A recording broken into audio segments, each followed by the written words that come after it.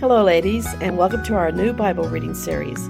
I'm Cindra Enlow from HeavenlyPlace.com, and this year, as we read through the Bible, we'll explore God's incredible story of love and redemption. If you're looking for a Bible reading plan that's simple and doable, this is it. So let's get started and discover the heart of God together, one chapter at a time. Hello, ladies, and welcome back to our one-year Bible reading plan. This is week 14, Day 1, and our scheduled reading for today is 1 Samuel chapters 6 through 10.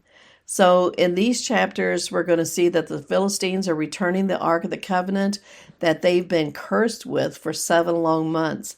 They captured the Ark after a battle with the Israelites, and they've regretted it ever since. And once the Ark arrives back in Israel, the people at Beth Shemesh mishandled the ark by looking into it, and several thousands of the men were killed instantly. Just, a clear reminder that God's presence is holy. He set up the temple, he set up how the Ark of the Covenant should be handled, and who had authority to handle it. And these men did not. But from there, we see there's a time of spiritual renewal under Samuel's leadership when he calls the people to turn their hearts back to the Lord. And they gather at Mizpah to confess their sins and fast. And then the Lord answers their prayers by delivering them from the Philistines once again. But he's just showing them again and again and again that when they trust in him, that he will fight for them. But unfortunately, the tone shifts when the Israelites ask for a king to be like other nations.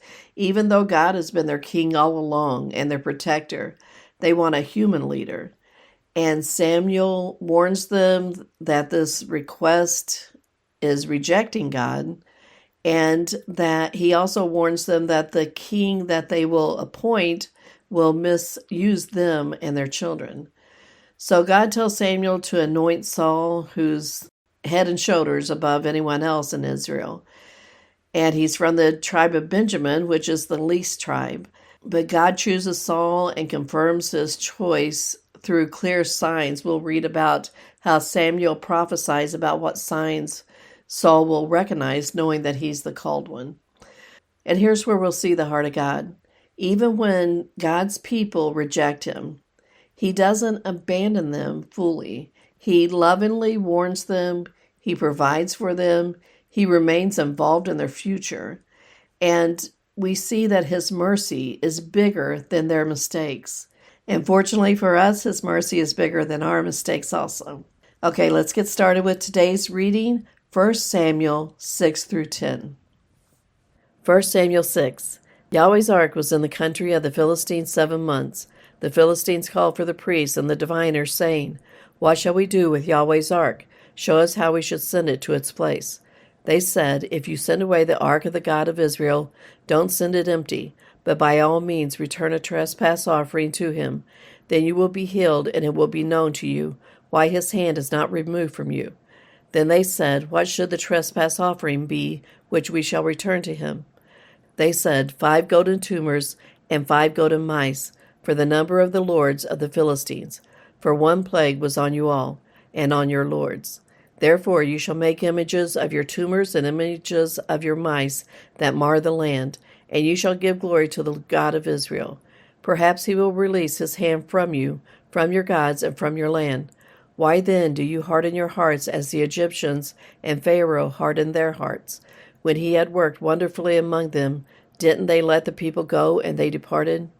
Now therefore take and prepare yourselves a new cart and 2 milk cows on which there has come no yoke, and tie the cows to the cart, and bring their calves home from them.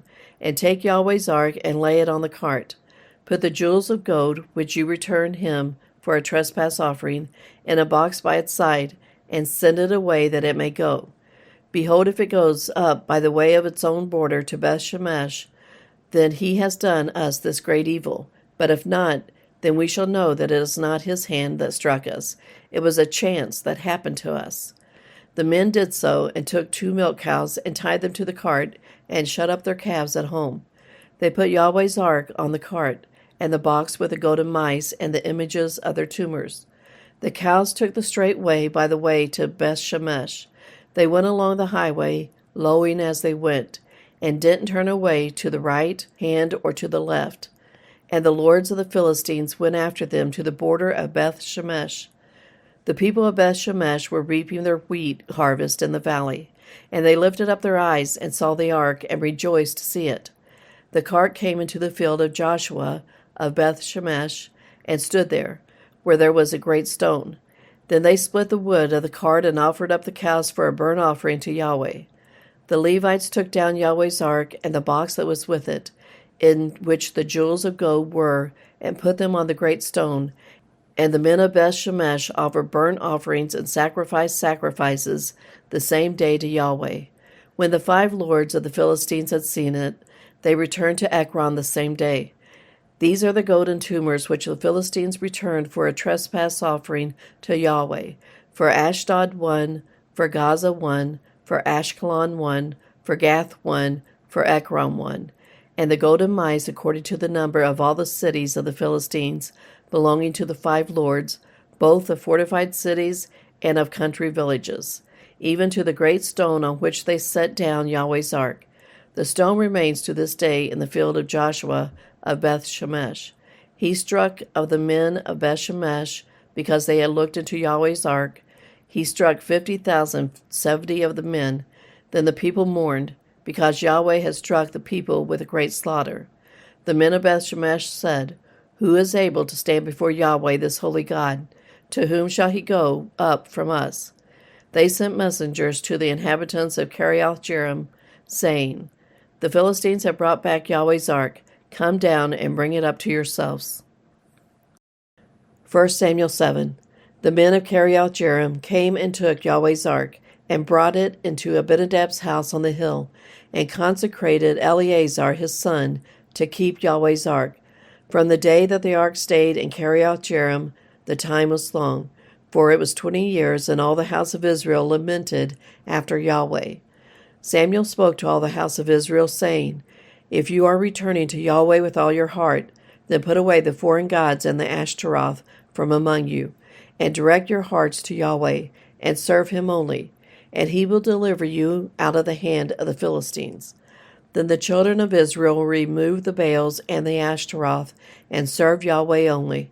Samuel said, Gather all Israel to Mizpah, and I will pray to Yahweh for you. They gathered together to Mizpah, and drew water, and poured it out before Yahweh, and fasted on that day, and said there, We have sinned against Yahweh. Samuel judged the children of Israel in Mizpah. When the Philistines heard that the children of Israel were gathered together at Mizpah, the lords of the Philistines went up against Israel. When the children of Israel heard it, they were afraid of the Philistines.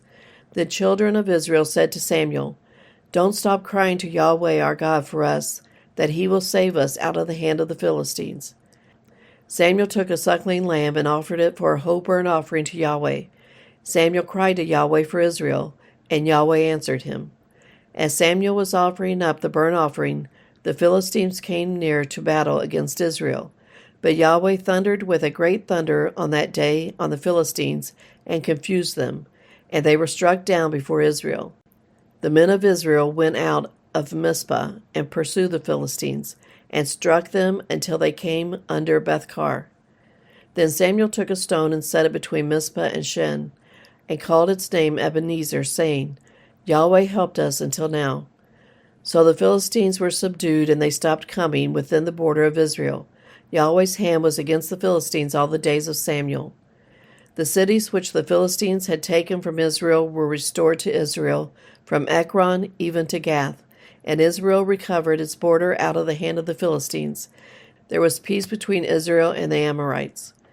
Samuel judged Israel all the days of his life. He went from year to year in a circuit to Bethel, Gilgal, and Mizpah, and he judged Israel in all those places. His return was to Ramah, for his house was there, and he judged Israel there, and he built an altar to Yahweh there. 1 Samuel 8. When Samuel was old, he made his sons judges over Israel. Now the name of his firstborn was Joel, and the name of his second Abijah. They were judges in Beersheba. His sons didn't walk in his ways, but turned away after dishonest gain, took bribes, and perverted justice. Then all the elders of Israel gathered themselves together and came to Samuel to Ramah. They said to him, Behold, you are old, and your sons don't walk in your ways. Now make us a king to judge us like all the nations. But the thing displeased Samuel when they said, Give us a king to judge us. Samuel prayed to Yahweh. Yahweh said to Samuel, Listen to the voice of the people and all that they tell you, for they have not rejected you, but they have rejected me as the king over them.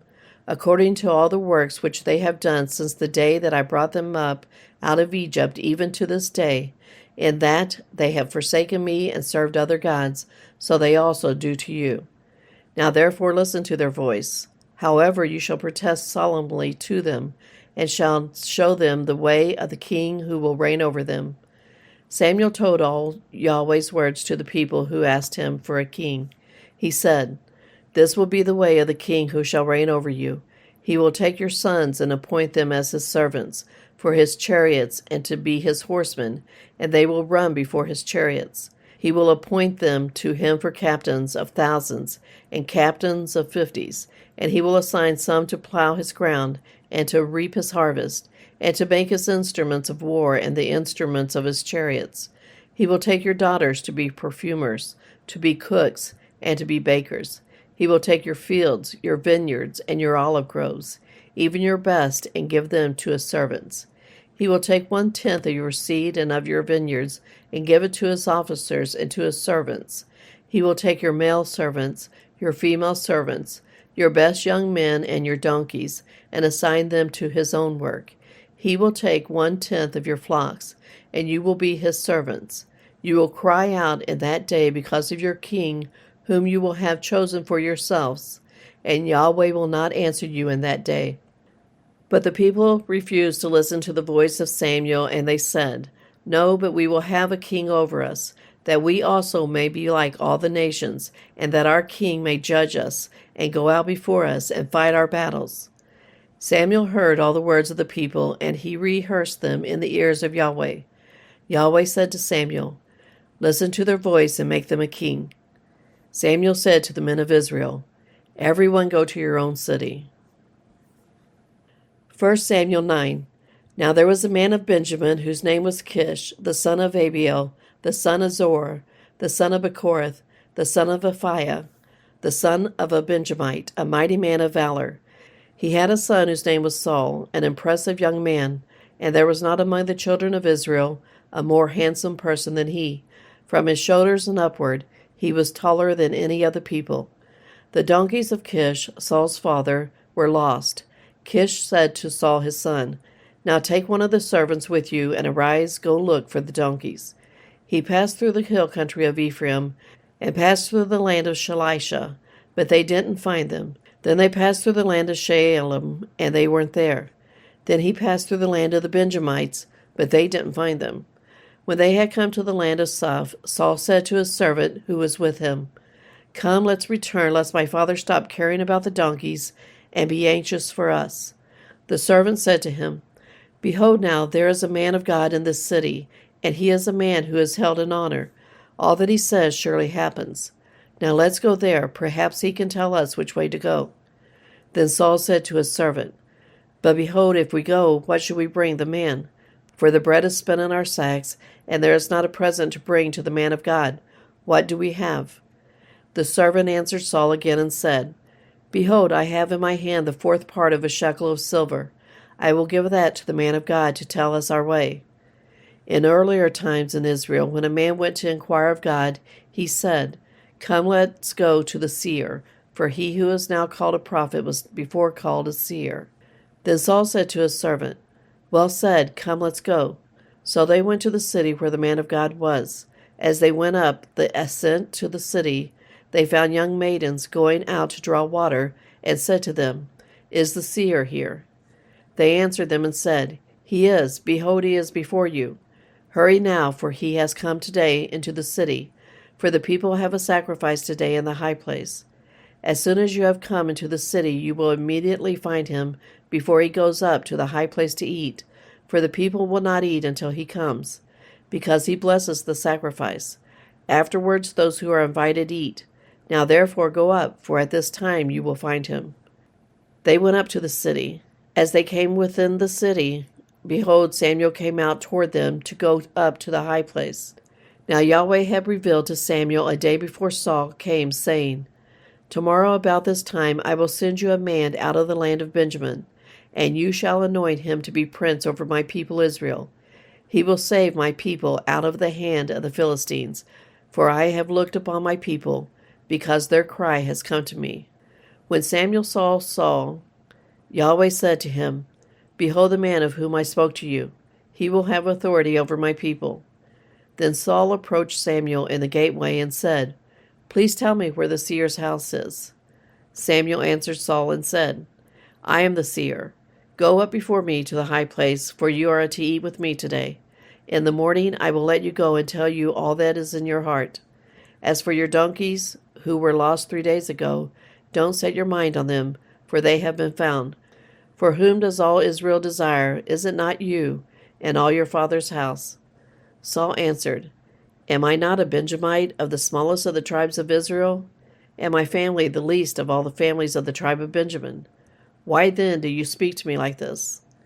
Samuel took Saul and his servant and brought them into the guest room, and made them sit in the best place among those who were invited, who were about 30 persons. Samuel said to the cook, Bring the portion which I gave you, of which I said to you, set it aside. The cook took up the thigh and that which was on it, and set it before Saul. Samuel said, Behold, that which has been reserved, set it before yourself and eat, because it has been kept for you for the appointed time. For I said, I have invited the people. So Saul ate with Samuel that day. When they had come down from the high place into the city, he talked with Saul on the housetop. They arose early, and about daybreak Samuel called to Saul on the housetop, saying, Get up, that I may send you away. Saul arose, and they both went outside, he and Samuel together. As they were going down at the end of the city, Samuel said to Saul, Tell the servant to go on ahead of us. He went ahead. Then Samuel said, But stand still first, that I may cause you to hear God's message. 1 Samuel 10. Then Samuel took the vial of oil and poured it on his head, then kissed him and said, Hasn't Yahweh anointed you to be prince over his inheritance? When you have departed from me today, then you will find 2 men by Rachel's tomb, on the border of Benjamin at Zilzah. They will tell you, The donkeys which you went to look for have been found, and behold, your father has stopped caring about the donkeys, and is anxious for you, saying, What shall I do for my son? Then you will go on forward from there, and you will come to the oak of Tabor. 3 men will meet you there, going up to God to Bethel, one carrying 3 young goats, and another carrying 3 loaves of bread, and another carrying a container of wine. They will greet you and give you 2 loaves of bread, which you shall receive from their hand.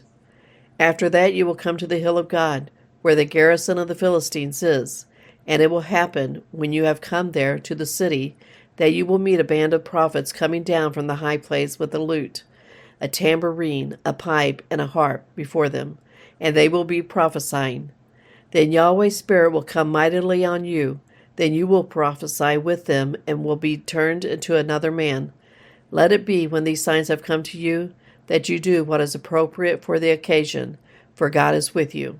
Go down ahead of me to Gilgal, and behold, I will come down to you to offer burnt offerings, and to sacrifice sacrifices of peace offerings. Wait 7 days until I come to you, and show you what you are to do. It was so that when he turned his back to go from Samuel, God gave him another heart, and all those signs happened that day. When they came there to the hill, behold, a band of prophets met him, and the Spirit of God came mightily on him, and he prophesied among them.